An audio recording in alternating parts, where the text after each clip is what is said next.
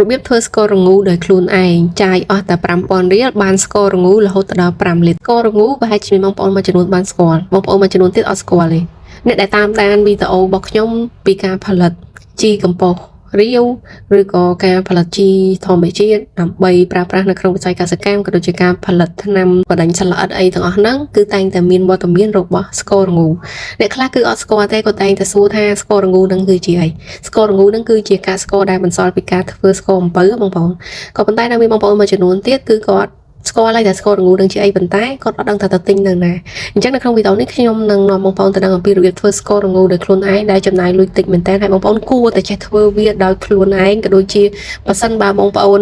នៅឆ្ងាយឬក៏ពិបាករកទិញស្កររងូនេះបងប្អូនអាចធ្វើវាទុកប្រើទៅពីព្រោះវាមានប្រយោជន៍មែនតើមួយវិញទៀតវាជួយបង្កើនប្រសិទ្ធភាពនៅក្នុងការធ្វើប្រតិកម្មឬក៏ដំណាក់កាលដែលយើងផ្អាប់ជីកំប៉ុស្តទាំងអស់ហ្នឹងណាឲ្យវាកាន់តែប្រសើរឡើងហើយវាក៏លឿនជាងមុនដែរវាគឺជាប្រភពអាហារដ៏ល្អសម្រាប់អតិសកលមកប្រាណបងប្អូននឹងឲ្យថាអតិសកលមកប្រាណគឺវាមានតួនាទីសំខាន់ណាស់នៅក្នុងវិស័យកសិកម្មវាជួយកែលម្អជីកំប៉ុស្តថ្នាំឬក៏ប្រភេទជីទឹកផ្សេងៗទេគឺវាមានគុណភាពល្អមិនមានក្លិនហើយនឹងមិនឆាប់ខូចអញ្ចឹងដើម្បីផលិតស្កររងូដោយខ្លួនឯងបានបងប្អូនត្រូវតែត្រៀមគ្រឿងផ្សំចំនួន2ដែលសំខាន់ទី1គឺស្ករសបើសិនបងប្អូនមានស្ករសទេបងប្អូនអាចប្រើស្ករអំពៅក៏បានដែរហើយខ្ញុំជឿថាស្ករសនិងស្ករអំពៅនេះរកនៅកន្លែងណាក៏បងប្អូនអាចរកទិញបានដែរអញ្ចឹងបងប្អូនយកស្ករសក៏បានស្កររងូក៏បានចំនួន1គីឡូក្រាមទឹកចំនួន5លីត្រចូលទៅរបៀបនៅក្នុងការធ្វើគឺបងប្អូនចាក់ស្ករប្រហែលជាកន្លះគីឡូចូលទៅក្នុងខ្ទះឬក៏ឆ្នាំងដែលបងប្អូនត្រៀមសម្រាប់ប្រើរួចហើយបងប្អូនបើកភ្លើងល្មមបានហើយយើងទុកបែបហ្នឹងរហូតដល់ស្ករនឹងវាចាប់ផ្ដើមពុះហើយវាផុសឡើងលើហើយបងប្អូនមើលឃើញថាពណ៌របស់វាឡើងរាងក្រហមកម្ៅឬក៏បងប្អូនយកពណ៌ប្រហែលទៅនៅក្នុងវីដេអូហ្នឹងក៏បានដែរបន្តមកទៀតបងប្អូនចាក់ទឹកមកល្មមចូលទៅការចាក់ទឹកនេះដើម្បីកុំឲ្យស្ករហ្នឹងវាជាប់ជាមួយខ្ទះហើយក៏ដូចជាឲ្យវារលាយស្ករនៅក្នុងខ្ទះហ្នឹងបានល្អផងដែរអញ្ចឹងយើងទុកឲ្យវាពុះបន្តិចទៅបងប្អូនពុះឲ្យវាពុះស្កររលាយចេញពីខ្ទះអស់ទៅបងប្អូនយក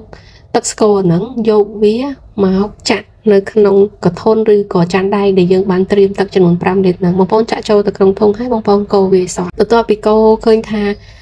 ទឹកស្ករដែលយើងបានកម្លោចហ្នឹងវាលាយសក់ជាមួយនឹងទឹក5លីត្រហ្នឹងហើយបងប្អូនចាក់ស្ករដែលនៅសល់កន្លះគីឡូទៀតហ្នឹងចូលបន្ថែមទៀតហើយកូរវាឲ្យ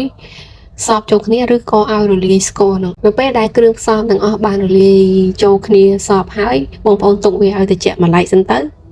បន្តមកទៀតនឹងពេលដែលវាត្រជាក់អស់ហើយបងប្អូនយកវាមកចាក់ដាក់រ៉ូបតូចឬធំទៅតាមស្ថានភាពជាក់ស្ដែងដែលបងប្អូនមានទៅហើយយើងទុកវាប្រើប្រាស់ទៅ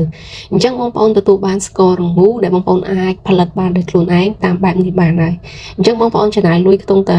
ច្រើនបំផុតបើសិនបើបងប្អូនប្រើប្រាស់ស្ករអំពៅវាអាចរៀងថ្លៃអញ្ចឹងណាខ្ទង់ 5,000 ចាត់ទៅវាដល់ 5,000 ទេអញ្ចឹងបងប្អូនអាចបានស្កររងូដើម្បីយកទៅធ្វើជីកំប៉ុស្តជី NPK ឬក៏ប្រភេទជីអីផ្សេងទៀតឬក៏ថ្នាំស្លាប់សត្វល្អិតឬក៏យើងយកទៅ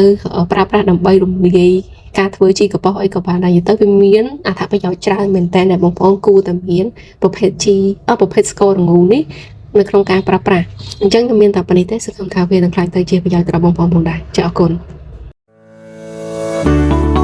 សម្រាប់បងប្អូនដែលមានបំណងចង់បានគ្រឿងម៉ាស៊ីនកសិកម្មទំនើបមានដូចជាម៉ាស៊ីនសូនចំណីសត្វម៉ាស៊ីនកិនស្រូវម៉ាស៊ីនកិនស្មៅគ្រប់ប្រភេទដែលនាំចូលពីបណ្ដាប្រទេសជប៉ុនអ៊ីតាលីម៉ាឡេស៊ីនិងប្រទេសថៃសូមធ្វើការទំនាក់ទំនងទៅកាន់ក្រុមហ៊ុន Mintic Power តាមរយៈ Facebook Page Mintic Power Tour ឬតាមរយៈលេខទូរស័ព្ទដែលមានលើអេក្រង់នេះ